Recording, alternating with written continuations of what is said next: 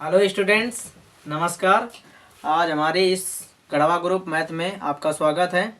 और आज हम कक्षा 10 के गणित यानी कि सबसे पहले गणित के बेस यानी कि बहुपद समझने वाले हैं, बिल्कुल आसान विधि से। बहुपद किसको कहते हैं, ठीक है? तो ठीक है, तो बहुपद में सबसे पहले जानना जरूरी है, दो चीज़ें होती हैं। यानी बहुपद होता क्या है?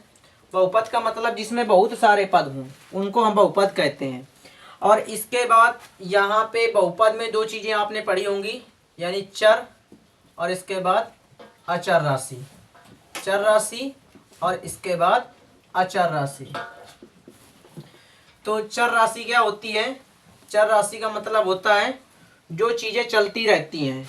जैसे कि चर राशि का मतलब ये हुआ, जैसे यहाँ पे चर हमारे पास है, ए है, बी है, सी है, डी है, यानी जितने भी अल्फ़ाबेट हैं वो सभी हमारे पास चर राशियाँ हैं। और इसके बाद जितने काउंटिंग के अक्षर हैं, 1 है, 2 है, 3 है, 4 है, 5 है, अनंत तक, वो सभी संख्या हमारे पास, वो सभी हमारे पास अचर संख्याएं होती हैं, अचर राशि होती है। तो यानी हमारे पास जो चीज़ निरंतर चलती रहती है, जैसे कि हमारे पास चर राशि है, इनके मान हमेशा बदलते रहते हैं। कभी भी ए का मान 2 है, कभी ए का मान 3 हो सकता है, कभी ए का मान 4 हो सकता है, कभी ए का मान 5 हो सकता है। अब इसमें बताओ, यहाँ पे कोई भी मान ऐसा तो है नहीं कि फिक्स है। तो यानी कि इनको इसीलिए कहते हैं चर राशि, यानी चलती रहती हैं ऐसी राशियाँ जो कि चलती रहती हैं, उन्हें हम चर राशि कहते हैं। जो राशि यानी कि अगर 1 है बेटा तो 1 को 1 ही कहोगे, 2 है तो 2 ही कहोगे, 3 है तो 3 ही कहोगे। तो ये राशियां ऐसी हैं जो फिक्स रहती हैं, ये चल नहीं सकती, ये चलती नहीं है, इसीलिए इन्हें अचर राशि कहते हैं। तो यहाँ पे चर और अचर राशि आपको समझ में आया होगा। अब इसके बाद समझते हैं यहाँ पे बहुपद क्या होता है। बहुपद का मतलब ये हुआ कि यानी कि जब चर और अचर को मिलाया जाता है तब वहाँ पे एक बहुपद का निर्माण होता है।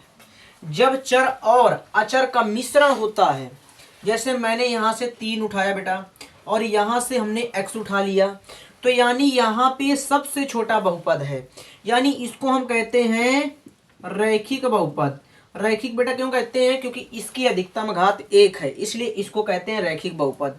यानी कि एक चर राशि और एक अचर राशि का मिश्रण होने पर वो एक बन जाता है रैखिक बहुपद, जिसके शून्यकों की संख्या 1 होगी। अब इसके बाद, अब जैसे कि 3x² प्लस के 2x प्लस के 1 है, तो अब ये क्या बन गया? ये भी एक बहुपद है। क्यों बहुपद है? क्योंकि ये हमारे पास एक द्विघाती बहुपद है, क्योंकि इसकी अधिकतम घात 2 है, तो यहाँ पे ये हमारे पास एक द्विघाती बहुपद है। अब यहाँ पे जैसे ही इनके मान बढ़ते चले जाएंगे, जैसे 3x³ है प्लस 2x² प्लस के x प्लस के 2 है, तो ये हमारे पास कौन सा बहुपद है? ये हमारे पास त्रिघाती बहुपद है। तो ये हम समझ लेते हैं कि बहुपद किसे कहते हैं। यानी बहुपद यानी कि चर और अचर राशि का मिश्रण होता है, उसे हम बहुपद कहते हैं। अब इसके बाद आते हैं बहुपद के प्रकार। बहुपद कौन कौन से नहीं होते हैं?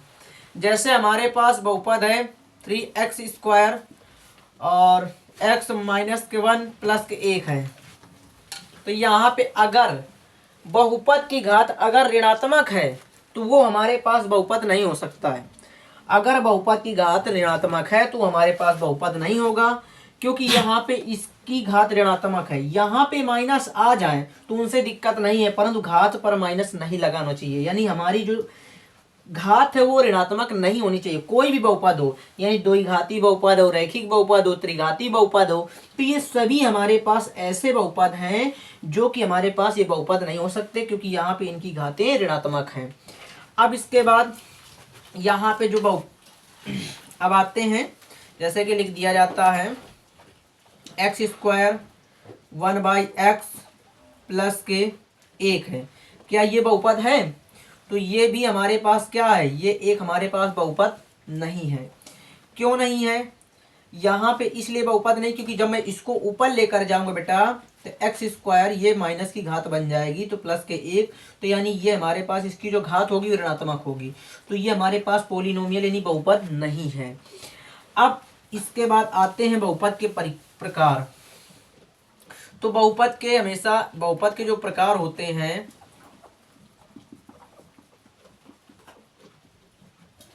तो बहुपद के दो विधियों से बता रहे हैं।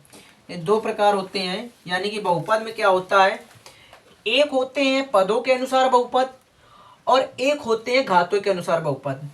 तो यहाँ पे पद के अनुसार बहुपद है और यहाँ पे घात के अनुसार बहुपद है।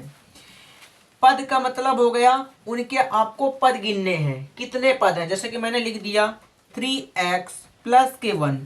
तो देखो यहाँ पे ये प्लस है, ये भी प्लस है, तो यानी प्लस ने क्या कर दिया, यहाँ पे दो संख्याओं को अलग अलग हिस्सों में बांट दिया। तो ये एक मेरे पास द्विपदी बहुपद है, पदों के अनुसार ये द्विपदी बहुपद है। अगर मैं इसको 3x से लिख लेता हूं तो ये एक पदी बहुपद है। और इसके बाद अगर मैं लिख देता हूं 3x प्लस के 2 प्लस के 1, तो ये कौन सा भाई बहुपद है, ये कौन सा बहुपद है, तो ये हमारे पास, ये भी हमारे पास द्विपदी बहुपद ही होगा, क्योंकि हम 2 में 1 जोड़ देंगे तो 3 हो जाएगा। परंतु आपने सोचा होगा इसको क्यों नहीं जोड़ा जा रहा, क्योंकि चर में अचर नहीं जोड़ा जा सकता है, तो इसलिए हमारे पास द्विपदी बहुपद है। ये एक पदी बहुपद है, ये भी द्विपदी बहुपद है। अब देखो जैसे आ जाते हैं यहाँ पे 3x² प्लस के 4x प्लस के 1, तो अब ये कौन सा बहुपद है, ये हमें पदों के अनुसार बात बोली जा रही, तो ये त्रिपदी बहुपद है, क्योंकि यहाँ पे 3 पद हैं। अब 3 पद हैं तो ये हमारे पास एक 3 पदी बहुपद है। इसी प्रकार से यानी प्लस और माइनस का मतलब होता है संख्याओं को अलग अलग करना, ये होता है, यानी प्लस और माइनस का मतलब होता है संख्याओं को अलग अलग करना। अब हालांकि ये समझ में आया होगा। अब आते हैं घातों के अनुसार बहुपद में। अब घातों के अनुसार जैसे कि यहाँ पे हम लिखते हैं ax प्लस के b, तो बताओ ये कौन सा बहुपद है, तो ये हमारे पास एक रैखिक बहुपद है। क्यों, क्योंकि यहाँ पे इसकी अधिकतम घात 1 है। और आपने सोचा होगा a और b तो हमारे पास अल्फाबेट है, परंतु अल्फाबेट नहीं, इनको हमने वास्तविक संख्या अगर पढ़ी होगी तो वास्तविक संख्या में बताया गया है a और b को हम कोई भी चर संख्या अचर संख्या मान सकते हैं। तो अब इसके बाद आते हैं ax² प्लस के bx प्लस के c, तो ये हमारे पास कौन सा बहुपद है, ये हमारे पास एक द्विघाती बहुपद है, क्योंकि इसकी अधिकतम घात 2 है। अब इसके बाद आते हैं, क्योंकि घातों के अनुसार बात हो रही है तो यहाँ पे घातों को देखेंगे कौन सी बड़ी है, वही उसका नाम हो जाता है। अब आते हैं ax³ प्लस bx² प्लस के cx प्लस के d, तो बेटा ये कौन सा बहुपद है, ये एक हमारे पास त्रिघाती बहुपद है, क्योंकि इसकी अधिकतम घात 3 है। बेटा इसमें अगर देखो जितनी उसकी घात होगी उसके उतने ही गुणनखंड होंगे, यानी कि अगर इसकी घात 1 है तो बेटा इसका गुणनखंड सिर्फ 1 ही आएगा। और अगर इसमें 2 भाग यानी इसकी स्क्वायर यानी घात 2 है, द्विघाती बहुपद है, तो इसके गुणनखंड 2 होंगे। इसकी त्रिघाती है तो इसमें गुणनखंड 3 होंगे, यानी जिसकी घात बढ़ती चली जाती है उसके उतने ही टुकड़े होते चले जाते हैं, ये मतलब होता है। अब यहाँ पे क्योंकि जो बड़ा है उसी का नाम लिया जाएगा। अब यहाँ पे आपको समझ में आया होगा बहुपद किसे कहते हैं। अब अगर वीडियो सही लगी हो तो लाइक करिए, सब्सक्राइब करिए, बढ़िया पूरा।